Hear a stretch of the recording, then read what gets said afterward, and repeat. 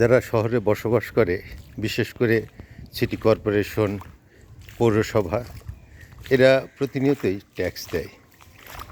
Tax দেয় এই কারণে যেন বর্জ্য নিষ্কাশন বা পানি নিষ্কাশনের হাত থেকে বাঁচতে পারে, যোগাযোগ ব্যবস্থা এবং যাতায়াত ব্যবস্থা ভালো হয়। এই জন্য যেহেতু শহরে গ্রাম থেকে বা গ্রামের চাইতে মানুষ বেশি বসবাস করে, সেহেতু এই ব্যবস্থা না নিলে বসবাস করতে পারে না। কিন্তু আমার ধারণা হচ্ছে এরা বোধহয় ট্যাক্স দেয় না। আপনারা কি মনে করেন? যদি ট্যাক্স দিত তাহলে এরকম জলাবদ্ধতা সৃষ্টি হতো না। ঘরের মধ্যে পানি, শহর ডুবে গেছে পানিতে। ঘন বৃষ্টির কারণে পানির নিষ্কাশন ব্যবস্থার কোনো ব্যবস্থা না থাকার কারণে কিন্তু এই জলাবদ্ধতা। কি অবস্থা যারা এখানে বসবাস করছে, কোথাও কোথাও হাঁটু সমান পানি বা তার চেয়ে বেশি। আমার ভাই পানি মারিয়ে চলে আসছে। কি অবস্থা ভাই, পানির কি অবস্থা? আপনারা কি ট্যাক্স দেন না?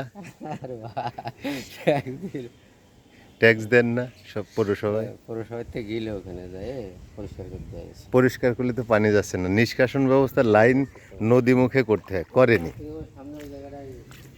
আসলে নদী আছে কিন্তু ব্যবহার করার মতো প্রযুক্তি বা মানসিকতা আমাদের নেই। যারাই পৌরসভায় আসছে পানি নিষ্কাশন ব্যবস্থাটি কখনোই ভেবেও দেখছে না। আমার একটা বাবা আসছে, নামাজে যাবে আজকে শুক্রবার, এই যে মাছ খেলা করছে, যদি পানিতে দেখি এখানে মাছ আছে,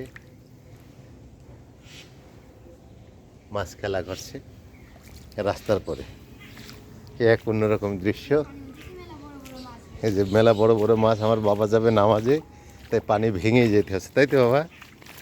পানির অবস্থা, অনেকেই বাসা ছেড়ে চলে গেছে, কারণ কি করে থাকবে নিচতলায়, এই জন্য বাসা ছেড়ে চলে গেছে। পানি কোথায়?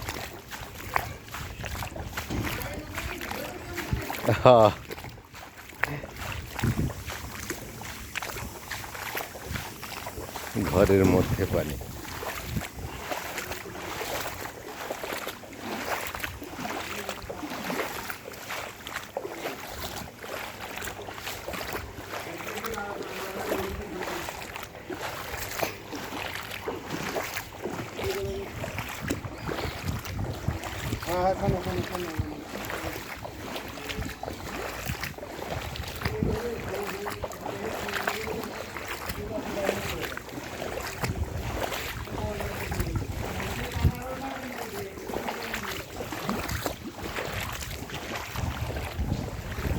পানি হতে হতে আমি প্রায় হাঁটু সমান পানির কাছাকাছি চলে এসেছি।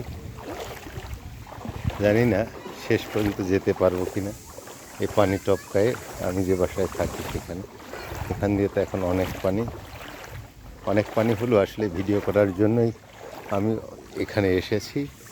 এখন পানির কি অবস্থা।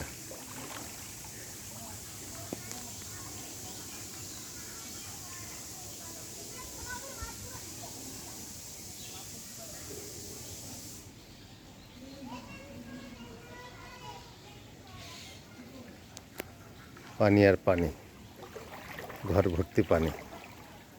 গরু ছাগল হাঁস মুরগি যারা আছে এগুলো কীভাবে কি করবে?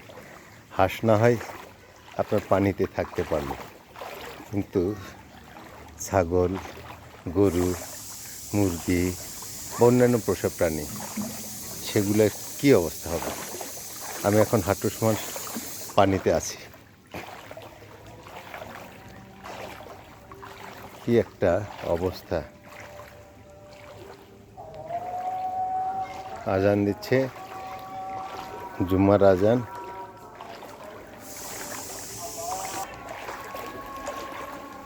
পানি আর পানি। এটা হলো ঝিনাইদহ সিদ্দিকিয়া সড়ক, পাগলাখানা মোড় থেকে সিদ্দিকিয়া সড়কের উৎপত্তি। আমরা আছি ট্রাক্টর মেল মুখো সিদ্দিকিয়া সড়ক দিয়ে। আর পানি কি অবস্থা এখানে না দেখলে বোঝা যাবে না। আমার এই যে রহিম ভাই আছে, রহিম ভাই বেরিয়ে গেছে মাছ ধরার জন্য।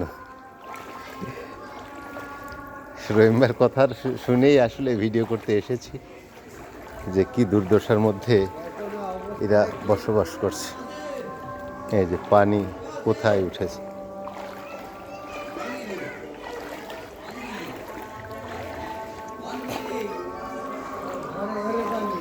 ঘরে ঘরে পানি ঢুকে গেছে।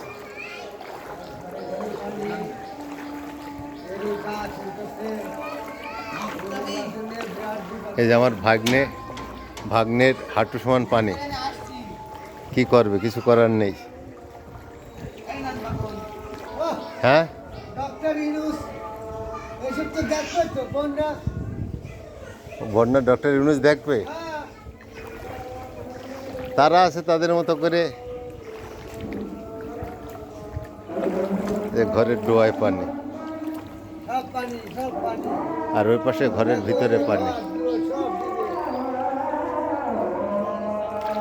কিভাবে বসবাস করবে?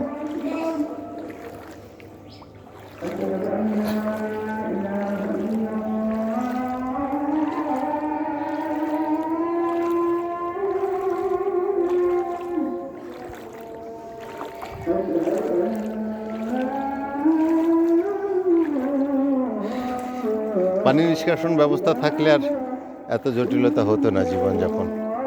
আসলে এরা বোধহয় কেউ করই দেয় না। কর দিলে তো কাজ করতো, অথবা কর দেয়, যারা কর নেয় তারা শুধু কর খেয়ে ফেলে, কাজ করে না, এরকমও হতে পারে।